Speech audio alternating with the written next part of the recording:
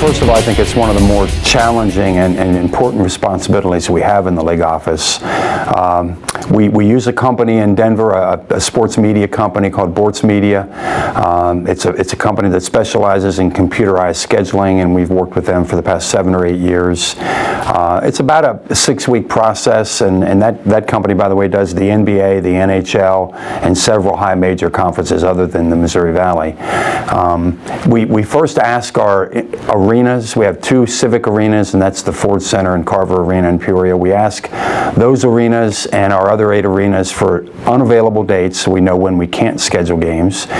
We know that we have women's basketball games in the Missouri Valley that we don't want to conflict with, and we send a survey to our schools about preferences, when they want games to be played, what they want to avoid if possible, and remembering now we have parameters that we try to balance home Saturdays.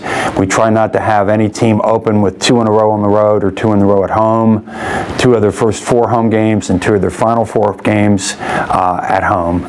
So we try to balance it and develop schedules that are equitable and fair, and I think we were able to do that this year. We start the schedule by working with our ESPN and Fox Sports partners to position games that they want on certain days, and all in all, I think what we really try to do is put ourselves in the shoes of the young men that have to play the schedules and try to make it as competitive and fair as we can down through the 9-week process. 45 games are in pairs. Drake Bradley, for instance, those mirror games as we call them, we try to keep separation between the mirror games as well.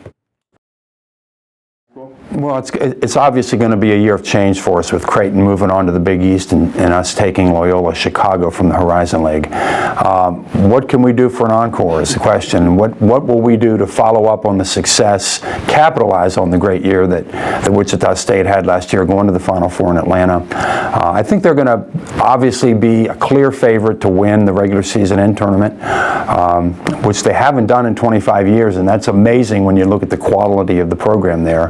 They have Cleanthony Early back from a team that went to Atlanta and lost to Louisville in the semifinals, beat number 1 seed Gonzaga, thrashed Ohio State on the road to Atlanta, and they lost to Metric Williams and Malcolm Armstead as well. They'll have a great cast of players back, and I think for the most part the media will look at UNI, Indiana State, Missouri State, Bradley, maybe not in that specific order, but those are the teams that are most likely to challenge. Of course, we have Ray Giacoletti coming to Drake from Gonzaga as an assistant coach there. He's been a head coach at Utah, and he's got Valley experience.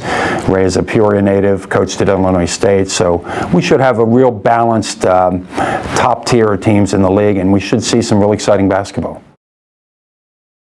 I think first of all, the Valley has a very experienced staff that really specializes in running big basketball events. This will be the 13th event, an NCAA tournament event the Valley staff has hosted since 1993. 12 of those events have been in St. Louis. We've hosted a men's Final Four, 2 women's Final Fours. Last year we did our first event. We hosted the first NCAA tournament event in another city when we ran and conducted the 2nd and 3rd round at the Sprint Center. So this will be an event that brings in a lot of visitors. As always, NCAA loves St. Louis. It's a frequent stop on the NCAA tournament trail. And we'll have 4 games on Friday, March 21st, 2 games on Sunday, March 23rd, and those 2 winners in Sunday's games will go on to 2 regionals in other parts of the country.